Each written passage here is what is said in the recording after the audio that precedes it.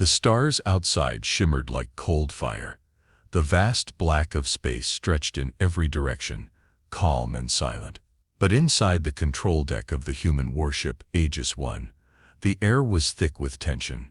Commander Alex Carter stood at the center of the bridge, hands clasped behind his back. He wore a sharp black uniform with silver trim, the mark of Earth's new interstellar defense fleet. His eyes, calm but alert, stayed fixed on the large hollow screen in front of him. Around him, officers moved with quiet urgency. "Commander," said Lieutenant Arden, a young man seated at the comm station, "we've received an encrypted message. Origin Galactic Empire." The room grew still. "Play it," Alex said. The lights dimmed slightly. The hollow screen flickered, then showed the image of a tall alien figure, regal, cold, with dark silver skin and glowing red eyes. "High Regent Salvor, the Supreme Commander of the Galactic Empire. This message is for the humans occupying Hadron 6, the alien said, his voice deep and echoing. "You have expanded into Empire-claimed space. You will surrender your colony, your weapons, and your ship. You will kneel, or you will burn." The screen went black. No one spoke. Alex turned slowly, facing his bridge crew. "Thoughts?" he asked, his voice steady. "They're testing us," said Lieutenant Arden. "They want to see if we'll run." Commander Lin, his second-in-command, stepped forward. She was older, experienced, and had served with Alex for 10 years. "They think we're weak. If we back down now, Earth loses all standing in the galaxy. We're the only defense this colony has," said Chief Engineer Rami. "Hadron 6 has no planetary weapons. No fleet, just farmers and families." Alex nodded. He already knew what he had to do, but the responsibility weighed heavy. He walked to the wide glass window that looked out over the planet. Hadron 6 was beautiful from orbit, blue oceans, green lands, soft cloud cover. It looked peaceful and fragile. Alex Carter had trained his whole life for this. He'd studied Earth's wars, its mistakes, its victories. But this was new. This was humanity's test, not just of strength, but of will. He pressed a button on the console. "Open a private channel to Earth Command," he said. A pause. "No response, sir," said Arden. "Signal jammed, or ignored." So it was up to him. He stood tall and gave the order. "Sound alert across the ship. Raise shields, arm main cannons, and send a message back." He stepped into the center of the bridge. The crew watched him. Every word he said now would echo far beyond this ship. "To the Galactic Empire," Alex said clearly. "This colony is under the protection of Earth. We will not surrender. We will not kneel. If you come with war, you will find us ready." He nodded. "Send it." The message left the ship like a spark in dry grass. The silence that followed was heavier than before. Alex looked at his crew. "We prepare for contact. We hold this line." Outside the window, the stars still shimmered, peaceful, quiet. But everyone on board Aegis I knew the silence wouldn't last. Commander Alex Carter stood in his private quarters, staring at a small photograph on his desk. It showed a younger version of him, smiling, in uniform, standing with his parents in front of Earth's Defense Academy. That moment felt like a lifetime ago. Outside, alarms echoed softly through the ship. Red lights blinked at regular intervals, warning the crew of elevated alert status. The ship was not yet under attack, but everyone could feel the weight pressing down. He sat down in his chair and took a deep breath. This wasn't just about Hadron 6 anymore. It was about what it meant to be human in a galaxy ruled by fear. The door chimed. "Enter," Alex said. Commander Lin stepped in. Her face was calm, but her eyes were sharp.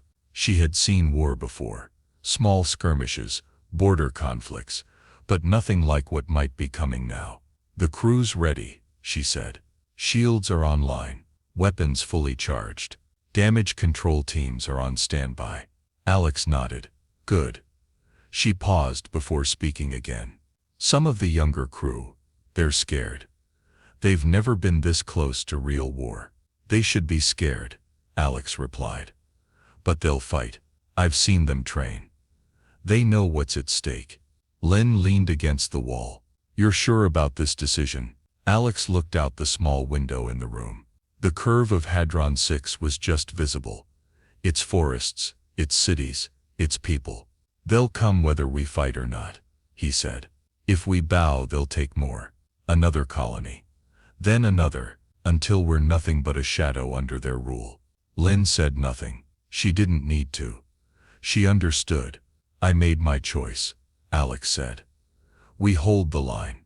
Later that day, the crew gathered in the main briefing hall. It was a wide room with tiered seating and a large central display. Over 200 officers and specialists filled the room, faces serious and quiet.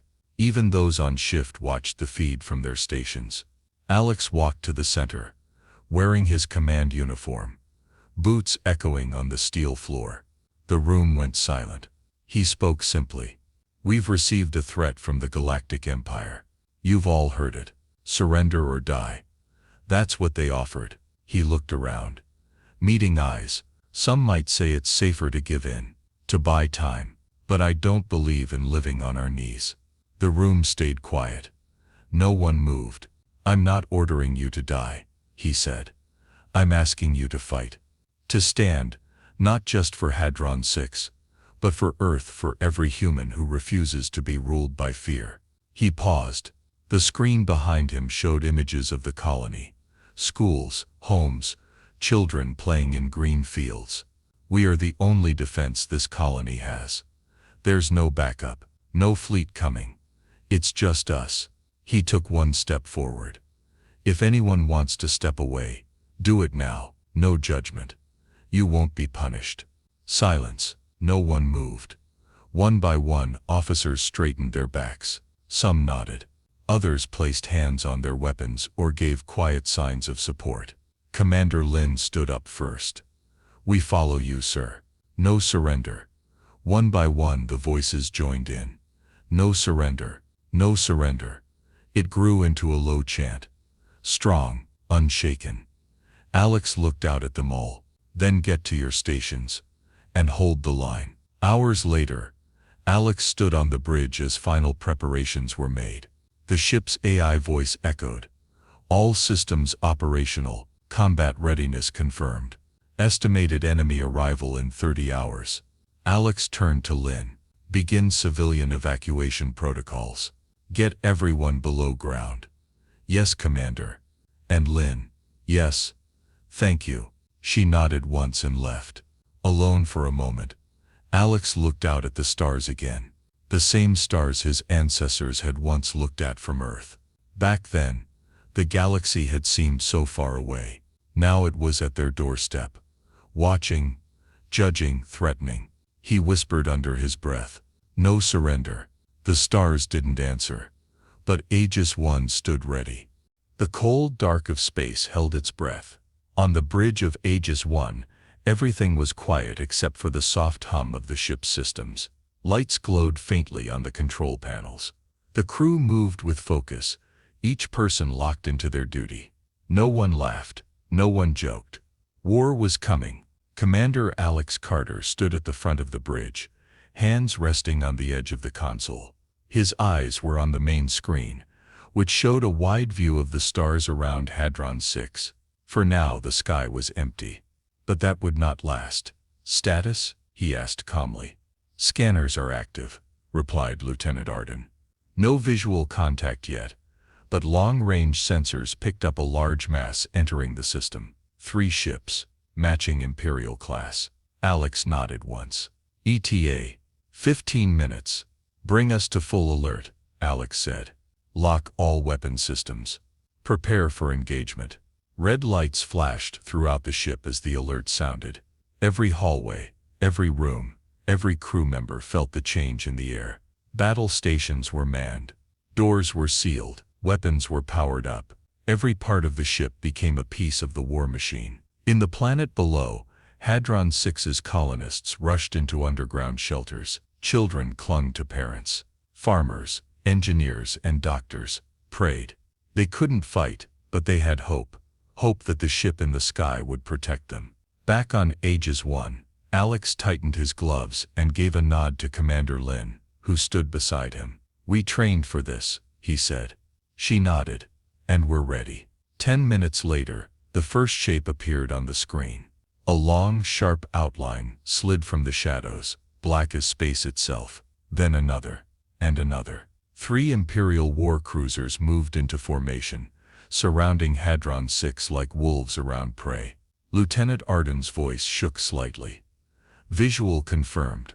3 Imperial vessels, each twice the size of ours." The enemy ships were massive, built from dark metal, shaped like daggers, and covered in alien symbols that pulsed faintly red. In the center of the largest ship stood a tall, crown-shaped tower. "That's Salvor's flagship," Lin said. "He came himself." "Good," Alex said. "Let him see us." A sudden beep cut through the silence. "Incoming transmission," Arden reported. On screen. The screen flickered. The face of High Regent Salvor appeared once more. His red eyes burned with contempt. His mouth curled in a sneer. "Human," he said slowly. "You still stand." "Why?" Alex stepped forward, face hard. "Because we are not afraid." Salvor tilted his head. "You speak like a warrior, but you are outnumbered, outgunned. You face extinction. We face you," Alex said, voice steady. "And that's enough." A low, harsh laugh echoed through the speakers. "So be it. You have chosen death." The screen went dark. Alex turned to his crew. That was his last warning. "He doesn't think we can fight." Commander Lin stepped forward. "That's his mistake." Alex gave the order. "Ready the railguns. Prime the pulse cannon. Lock targeting systems on the lead ship." "Yes, sir," came the reply. The enemy ships began to move, sliding closer like predators circling a target. Their weapons glowed faintly, building power. Alex gave one final command. "Hold position. Wait for them to fire first." The seconds dragged like hours. Then flashes of red light. "They're firing," Arden shouted. "Brace for impact," Lin ordered. The first barrage came like a storm. Red beams of energy slammed into Aegis 1's shields. The ship shook violently. Lights flickered. Sparks flew from a damaged panel. Shields holding at 82% called out engineering. "No hull breach. Return fire," Alex said. "All batteries." The ship came alive. Railguns fired with a thunderous rumble. Missiles launched in bright streaks. The pulse cannon, mounted on the lower hull, glowed bright blue as it charged. One of the smaller enemy ships took a direct hit. Its shield flared, then cracked. A second shot hit its side, cutting into the hull. The enemy twisted away, wounded but still fighting. "They're regrouping," Lin said. "We hit harder than they expected." Alex's face remained calm, but inside, his heart pounded. He knew this was only the beginning. Salvor wouldn't retreat easily. The real test was still to come. He looked at the screen, at the enemy ships, the stars, and the fragile world below. "Stay sharp," he said. "They're not done yet." And neither were they. Space lit up with war. The 3 massive Imperial ships moved like shadows across the stars, their red weapons pulsing as they fired again and again. The human warship Aegis 1 danced between the blasts, returning fire with railguns and guided torpedoes. Commander Alex Carter stood firm on the bridge, his jaw set, eyes never leaving the battlefield. The ship shook with each hit, but he didn't flinch. "Report," he ordered. "Shields at 49%. Engineering replied. "Hull integrity holding. Minimal internal damage." "Enemy?" Alex asked. Lieutenant Arden answered quickly. "The lead cruiser is damaged. Their formation is weakening." Commander Lin stepped beside Alex. "They didn't expect this much resistance." "We've hurt them." Alex nodded. "Good. Let's finish the job." The bridge was alive with tension and motion. Crew members shouted coordinates and updates. Red and blue lights flashed across the panels. The ship's AI called out warnings in a calm but urgent tone. The Aegis 1 had been built in secret, deep in Earth's orbit. It was the most advanced warship humans had ever created. Small compared to the Empire's giants, but fast, smart, and deadly. "Target their engine core," Alex ordered. "Use precision strikes. Don't waste ammo." "Commander." said the weapons officer. Outside, the battle raged. One of the enemy cruisers turned to flank, attempting to strike Aegis 1 from the side. Alex saw the move instantly. Helm, rotate 37 degrees. Bring the ventral railguns to bear. The ship twisted smoothly, lining up its underbelly weapons. Twin railguns fired. A direct hit slammed into the enemy cruiser's engine section. A fireball burst from its rear. It spun out of formation, trailing smoke and debris. The crew on Aegis 1 cheered. "One down," Lynn said. "Not yet," Alex replied. "Look." On the screen, the largest Imperial ship, the flagship, moved forward. It had stayed back until now, but the damage to its escorts had forced it to act. "Sass, Zalvor," Lynn said. "I know," Alex said quietly. "He's coming to end this." The flagship was a monster 3 times the size of Aegis 1, covered in thick armor with 4 large energy cannons glowing along its hull. Its engines burned a deep red as it powered up for a full assault. "Incoming," Arden shouted. A massive blast struck Aegis 1 like a hammer. Psst. The ship shook violently. Alarms screamed. "Shields down," engineering reported. "We've lost outer hull plating on deck 7. Seal the area," Lynn commanded. "Reroute power to internal barriers." Alex grabbed the console to steady himself. "Fire the pulse cannon. Full charge. Aim for their forward battery." The pulse cannon, stored under the main hull, charged with a low hum. Energy gathered into a bright blue sphere. Then it launched. The beam hit the Imperial flagship dead center. A huge explosion lit up the void. Pieces of armor flew into space, spinning like broken wings. "They're hit," Arden confirmed. "But still operational. Minimal damage." Alex's mind raced. They couldn't win a drawn-out fight. Not against a ship that size. Not in this condition. "Commander," Lynn said, reading his expression. "You're thinking something." "Yes," he said. "We go in close." Lynn blinked. "Close? That ship will tear us apart. We can't outgun them. But up close we can outmaneuver them." He turned to the helm. "Bring us within 5 kilometers. Target their core systems, weapons array, engines, command tower. Fire everything we've got." The helmsman hesitated for only a second. "Aye, sir." Aegis 1 roared forward, engines burning bright. The Imperial ship fired again, but the human vessel weaved between the blasts, moving faster than the enemy could track. "Missiles away," the weapons officer shouted. "Torpedoes locked. Pulse cannon charging." At close range, Aegis 1 unleashed its full fury. Explosions erupted across the enemy ship's hull. One of its energy cannons shattered. Fires spread along its sides. But Aegis 1 was taking hits too. "Main engine hit," engineering shouted. "Cooling system failing. Shut it down manually," Lynn called. "Route power to life support and weapons." Alex gripped the console, sweat on his forehead. "This is it," he said. The flagship turned to escape, but it was too late. Aegis 1 fired a final shot. The pulse cannon hit the base of the enemy's command tower. The entire top of the ship cracked and blew apart. The flagship shuddered, then began to drift. "Enemy power levels dropping," Arden said. "They're retreating." The last 2 Imperial ships, now heavily damaged, began to fall back. Engines fired weakly. They were running. "Ooh! We did it," Lynn whispered. Alex let out a long breath. The bridge was quiet except for the sounds of fire suppression and emergency systems running. But they were still alive, and the enemy was in full retreat. "Status?" Alex asked. "Severe damage to engines, multiple decks offline, and we're down to 28% weapons capacity," engineering replied. Alex nodded. "We'll manage." He stepped back from the console, eyes still on the screen as the enemy ships faded into the black. "We held the line," he said. Smoke drifted through the corridors of Aegis 1. The floor vibrated with the steady hum of emergency power. Sparks fell from damaged ceiling panels. Fires had been put out, but the damage was deep. The warship had survived, but just barely. Commander Alex Carter stood on the bridge, surrounded by blinking lights and scattered debris. Officers worked quickly at their stations, some with burns or bruises, others holding back exhaustion. Despite the pain and damage, they were still focused, still fighting. "Damage report," Alex said, voice firm. Chief Engineer Rami's voice crackled through the comms.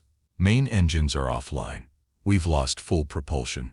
Life support is stable, but we're running on backup generators. Pulse cannon is out. We've got 30% of our weapons still working." "And the enemy?" Lieutenant Arden answered. "2 ships in retreat. The third, the flagship, is dead in space. Minimal power signatures. No weapon systems active." Commander Lin stepped closer to Alex. "Salvor is still on board that ship. You know that?" Alex nodded slowly. "He won't leave, not without striking back." The silence on the bridge was heavy. Outside, the wreckage of the battle floated like shattered glass. Fire and metal drifted around the 2 warships, still locked in orbit above Hadron 6. The colony below was safe for now. Alex looked at the screen, showing the disabled Imperial flagship. Its hull was torn open in several places. Smoke poured from the side. It wasn't dead, but it was bleeding. "Any signs of communication?" Alex asked. "Nothing," Arden replied. "They've gone dark." Alex walked to the center of the bridge. "Then we finish this. One final strike." Lin raised an eyebrow. "With what?" "We're nearly out of everything." He looked back at her. "Not everything. We still have torpedoes." She frowned. "If we get close enough, we can aim straight for their core. But at that range, their defenses might still react. We might not make it out." "We're not leaving this half-finished," Alex said. "If Salvor survives, he'll come back stronger. We won't get a second chance." There was no argument after that. Minutes later, the plan was in motion. Aegis 1 * drifted slowly toward the enemy ship. The engines sparked weakly, just enough for short movement bursts. Fires burned low in the corridors. The crew stayed at their posts, working in silence, knowing the risk. Alex stood at the helm, guiding the ship forward with precision. "Range?" he asked. 3 kilometers, Arden replied.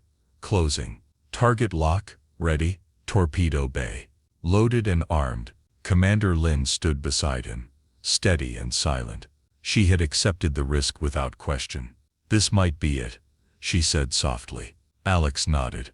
"It's worth it." At 1.5 kilometers, the enemy ship suddenly stirred. "Movement detected," Arden shouted. Minimal power surge in their rear weapons.